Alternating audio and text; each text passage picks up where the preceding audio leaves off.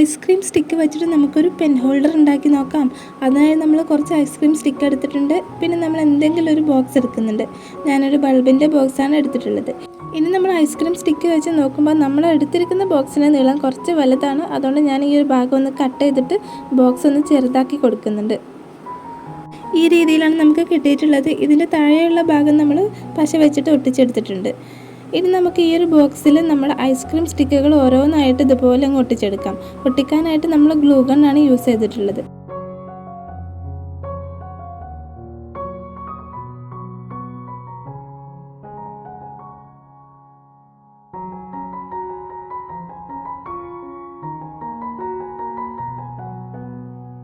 അങ്ങനെ നമ്മൾ ഈ ഒരു ബോക്സ് ഫുള്ളായിട്ട് ഐസ്ക്രീം സ്റ്റിക്ക് വെച്ചിട്ട് കവർ ചെയ്തെടുത്തിട്ടുണ്ട്. ഈ ഒരു രീതിയിലാണ് നമുക്ക് കിട്ടിയിട്ടുള്ളത്. നമുക്ക് ഇങ്ങനെ വേണമെങ്കിൽ ഉപയോഗിക്കാം, അല്ലെങ്കിൽ നമുക്ക് കുറച്ച് പെയിൻറ്റൊക്കെ കൊടുത്തൊന്ന് ഭംഗിയാക്കി എടുക്കാം.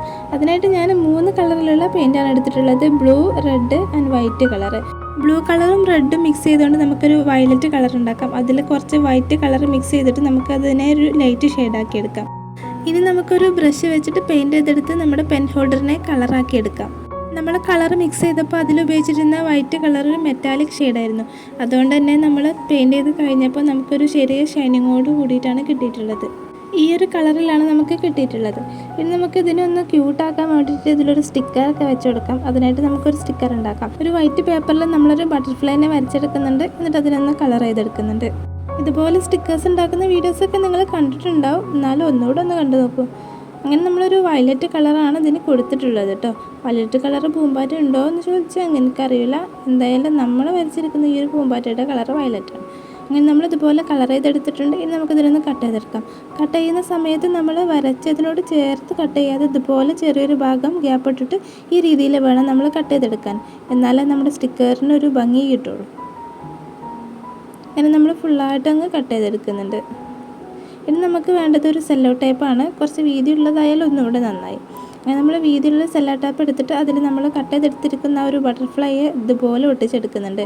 അതിൻ്റെ ആ നല്ല വശം സ്റ്റിക്ക് ചെയ്തെടുക്കുകയാണ് ചെയ്തിട്ടുള്ളത്. ഇനി നമുക്ക് ഇതിനെ ഒന്ന് കട്ട് ചെയ്തെടുക്കണം. നമ്മൾ നേരത്തെ പറഞ്ഞ പോലെ തന്നെ നമ്മുടെ ചിത്രത്തിനോട് ചേർത്ത് കട്ട് ചെയ്യാതെ കുറച്ചൊരു ഗ്യാപ്പ് ഇട്ടിട്ട് ഈ രീതിയിലാണ് നമ്മൾ കട്ട് ചെയ്തെടുത്തിട്ടുള്ളത്. ഇനി ഇതിനെ നമ്മൾ ചെയ്ത് വെച്ചിരിക്കുന്ന ഒരു പെൻ ഹോൾഡറിലൊന്ന് ഒട്ടിച്ച് കൊടുക്കുന്നുണ്ട്. നമുക്കിതിന് ഒന്നുകൂടെ ഭംഗിയാക്കാൻ വേണ്ടിയിട്ട് ഒരു സാറ്റൻ റിബൺ എടുത്തിട്ടുണ്ട്. വൈറ്റ് കളറാണ് കേട്ടോ. 1/2 ഇഞ്ചിൻ്റെ സാറ്റൻ റിബണാണ് എടുത്തിട്ടുള്ളത്. ഇനി ഇതിനെ ജസ്റ്റ് ഒന്ന് കെട്ടി കൊടുക്കാം. അപ്പോൾ സ്റ്റിക്കറിൻ്റെ സ്ഥാനം ഞാൻ ചെറുതായിട്ടൊന്ന് മാറ്റിയിട്ടുണ്ട്. നേരത്തെ നമ്മൾ സെൻറ്റർ ഭാഗത്താണ് വെച്ചിട്ടുണ്ടായിരുന്നത്. ഇപ്പോൾ കുറച്ച് സൈഡിലേക്ക് ആക്കിയിട്ടുണ്ട്. നമ്മൾ സാറ്റൻ റിബൺ വെച്ച് കെട്ടുമ്പോൾ അത് ലൂസായിട്ട് നിൽക്കാൻ ചാൻസ് ഉണ്ട്. അപ്പോൾ അതുകൊണ്ട് തന്നെ ഞാൻ ഡബിൾ സൈഡ് ടേപ്പ് അതിൽ ഒട്ടിച്ച് കൊടുക്കുന്നുണ്ട് കേട്ടോ. അങ്ങനെ നമ്മൾ ചെയ്യുമ്പോൾ നമ്മുടെ സാറ്റൻ റിബൺ അത് അഴിഞ്ഞ് പോരാതെ അവിടെ നല്ല സ്ട്രോങ് ആയിട്ട് ഒട്ടി ഇങ്ങനെ നിന്നോളും. അപ്പോഴാണ് നമുക്ക് കാണാനൊരു ഭംഗിയൊക്കെ കിട്ടും. അങ്ങനെ ഞാൻ 4 ഭാഗത്തും ഇതുപോലെ സ്റ്റിക്കർ ഒട്ടിക്കുന്നുണ്ട്. എന്നിട്ട് ആ ഭാഗത്തായിട്ട് നമ്മുടെ സാറ്റൻ റിബൺ ഇതുപോലെ ഒന്ന് ഒട്ടിച്ച് കൊടുക്കുന്നുണ്ട്.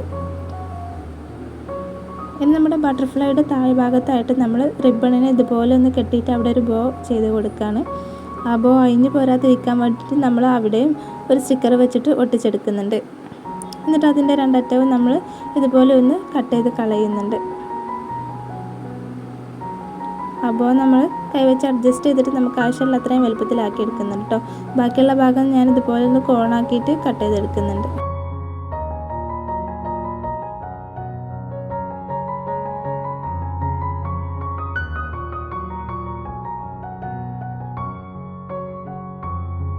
അങ്ങനെ നമ്മുടെ പെൻ ഹോൾഡർ ഇവിടെ റെഡി ആയിട്ടുണ്ട്. ഈ ഒരു പെൻ ഹോൾഡർ നിങ്ങൾക്ക് ഇഷ്ടപ്പെട്ടാൽ ഒരു ലൈക്ക് ചെയ്യണം. എൻ്റെ ഒരു സന്തോഷത്തിന് വേണ്ടിയിട്ട് ഒരു റെഡ് ഹെർട്ട് കമൻറ്റും കൂടെ ചെയ്യണേ.